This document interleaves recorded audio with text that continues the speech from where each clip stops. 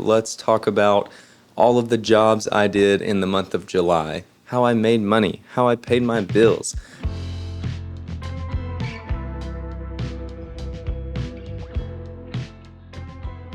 Hey guys, welcome back to another video. So I've been watching this photographer named Willem Verbeek, and he has been doing these videos where at the end of every month he does kind of like a recap of everything that he shot that month, whether that be personal work or client work. And I found it just really interesting to see what another freelance production person is doing with all of their time. So I thought it could be fun for me to do something similar. I hope this is valuable to you. I hope this kind of helps you see what I do with my time, what types of jobs that I do. If you're new here, my name's Dustin. I work in the commercial production industry here in Birmingham, Alabama. My chosen specialty is director of photography, but I'll do anything from first day seeing to just kind of doing everything on a smaller 1 to 3 person set. And then sometimes I'll have jobs where I'm producing, directing, DPing, and doing literally everything. It just depends. On that note, work in general has been interesting lately because I've been doing full-time freelance for about 18 months now, and I hit my first slow period. So legitimately all of May and June, I had 2 shoots. One of them was a 2-day shoot that I was kind of leading and DPing and directing, and then the other one I was just assisting. So kind of thinking in the context of that, let's talk about my first job in July. I'm gonna get some water and then we'll get started. So the first one was a job I did for a company called Link. They're based here in Birmingham and they're in the business of like digital business cards. You scan them to your phone and then it pulls up your business card that will have your Instagram, your website, your YouTube, whatever you want on there. I'm not gonna go super in depth because there's a lot of stuff I could talk about with this production. Whew, this one was exhausting. On that note, every production and every job has its ups and downs, and I do want to talk about the downs here on the channel. I'm not aiming any negativity towards any clients or anyone involved in any jobs. I'm just letting you know that there are struggles and hurdles to overcome, and I'm not going to pretend that there's not. So we'll talk about those as they come. So I got this job after reaching out to some of my friends asking, like, hey, is there any work? Do y'all have any jobs going on that you need help with? And my buddy Jannard hit me up and kind of passed this along to me. This happens pretty often where someone that I know will get asked to do a job and they just either won't have the bandwidth or the time or something like that, and they'll just pass it on to me or pass it on to someone else in the industry. So on this job, I was acting as pretty much everything. I was producing, directing, DPing, editing, coloring, doing the whole thing. It was a 60-second launch video for their new product, the Link Band V2. And one of the crazy things about it was from the time that I linked up with the client to the time of the final deliverable, that span was about 16 days. 16 days for pre-pro, production, and editing, and final delivery. In my opinion, that's really fast, especially when I'm the one doing all of it. And to be completely transparent, I wanted to do all of the things because of those 6 weeks that I really barely had any work. I needed to bring home as much of that budget as was reasonable. On July 5th, I met over Zoom with Jared, one of the guys over at Link, went on a 5-day beach trip with my wife. During that, I was doing pre-pro, like figuring out talent, locations, and gear rentals. And a massive shout out to Jannard, who again passed along this client to me. He also did kind of a trade of services with me. It wasn't really in the budget to rent a cinema camera, but he owns a red V-Raptor, and he and a few of my other friends actually run a studio here in Birmingham. So for the trade of me doing a free color grading project for him, he allowed me to use his red kit, some of his lenses, and the studio for the shoot, which was incredible. Jannard, if you're watching this, thank you so much. So the first thing I did was hire Jacory, and he helped a ton with casting. He actually got our main talent, Devin, and then the shoot itself was split into 2 days. One day was all with Devin. We were actually shooting here in my home, outside in Highland Park, and just getting all of the like Devin focused, main character focused stuff done with. And then the second day was super long. We were in the studio, I think for a full 10 hours, a couple of hours setting up lighting, and then the rest of it was pretty meticulous. I had this idea of a shot where the first Apple Watch band is spinning in the middle and then all of the other colors kind of explode out of it.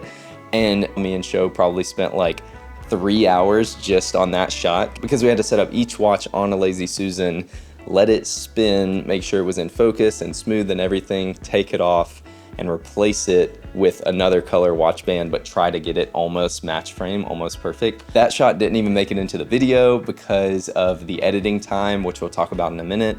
But remembering how exhausted I was that day, I'm like, dang, I could have just cut 3 hours and the video not suffer at all, because the shots that I did use, they perfectly filled that kind of Apple-esque product shots, and I honestly like them better. And then at the end of that day, we had all the other talent come in who were just a lot of friends of mine that were very kind and gracious with their time and helped us set up a fake networking scene. I know I said I wouldn't give all the details, so I need to move on. I wrapped up around 10:30 p.m. on Tuesday, and the final delivery was on Friday, so I knew I was waking up Wednesday and just editing my little heart out.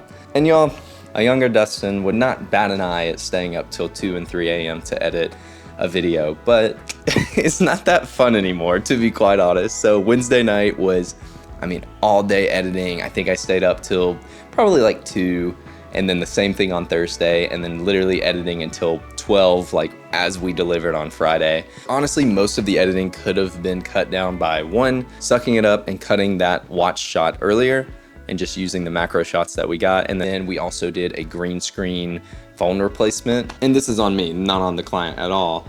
I should have understood that it made way more sense because of the deadline to just shoot it in camera and just get it on the phone, because I probably spent 6 or 7 hours just on the green screen shot. And in the end, an intense turnaround with a vacation in the middle.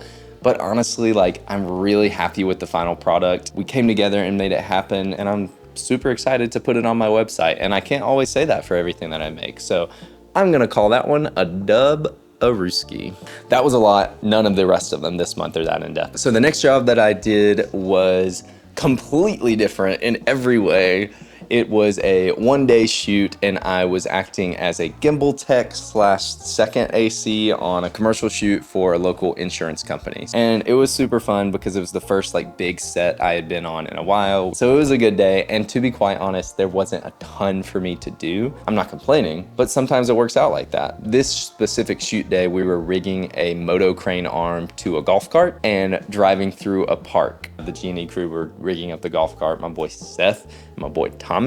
Unfortunately, there was kind of a hiccup we hit with the gimbal specifically. We were running the Red Komodo on the Ronin 2, and the Red Komodo is a pretty light camera, especially for something like the Ronin 2 to carry. So I was like, yeah, this is my one thing, this is my time to shine. But I go to set up the Komodo on the Ronin, and it's doing that thing. If you've used a gimbal before, you've probably experienced this. It will just start shaking, the motors are just and it was balanced. It was doing the thing where if you let go of the camera, put it in pretty much any position, it would just stay there. We did the auto calibration. It was still not working until finally Aaron pulled up the app and saw that all of the motors were working at 60% strength, and he manually turned them down to 9% or 10%, and it worked like a charm. I was a little bummed out. I was like, dang, that's literally the only thing I'm here for. But then Aaron still had to step in away from his job and fix it. They were not any type of way about it because they know it's production. You just figure it out. In the end, that's never happened to me before, so there's no reason I really could have known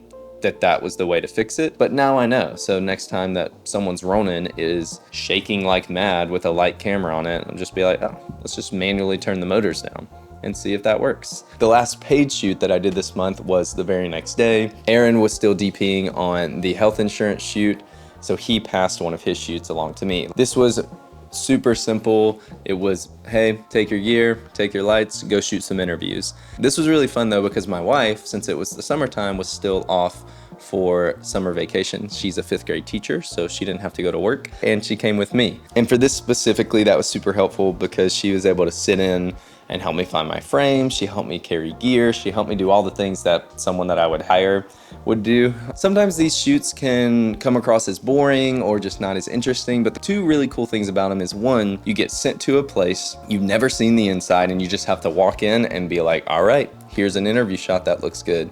And sometimes it's a big building with a depth and high ceilings and lights and natural light coming in, and then sometimes it's a tiny 10 by 10 room with no detail on the walls, and you just kind of have to figure out the best place to shoot. And I have found that the skill is being able to figure it out and being able to figure it out quickly enough. Thankfully on this one, I think our call time was 8:30 and the first interview started at 9:30, so I had about an hour. But if Caitlin wasn't there helping me, setting up an interview shot without someone sitting in is frustratingly annoying. And then the second thing I really like about these types of shoots is getting to hear people talk about what they do. The shoot was for a trail called the Pinhoti Trail in Talladega National Forest. We interviewed 2 different people, one person that works for the Trail Foundation and then another person who works for a government organization, I'm pretty sure, that does a lot with the trail. And it was dope because you see their passion and you see how they're making a difference and how it's like, it's doing real stuff. And you just get to learn about really cool stuff. But speaking of projects that are important and that send a message, the last shoot that I did this month on the 27th was a spec shoot that Madison is producing and putting together. It doesn't have a title yet, but it's basically a documentary trying to capture queer joy and trying to capture joy in the LGBTQ community in Birmingham. She's trying to make a documentary that's not necessarily about all the bad things and all the trials that the community faces, but about how you can live in joy and like just be yourself. But we shot, I think, 2 interviews that day. These were definitely not all me. Madison was directing these and helped a lot with the visuals, and Jacob was there as well doing photos and giving input. So that was super fun because it's just like me, literally me and my best friends going and making some videos. But yeah, that is everything I shot in July. Really only 3 jobs, but it felt like a lot more. Whenever I'm leading a job, like producing and directing and DPing, it takes a lot out of me. So July was busy. I hope you all enjoyed this. If you have any questions about any of these jobs or how I got them, drop it down below. I would love to talk about it. Hit like. Otherwise, thank you so much for being here at the end of all things, at the end of this video at least. Y'all, I'll see you in the next video. Bye.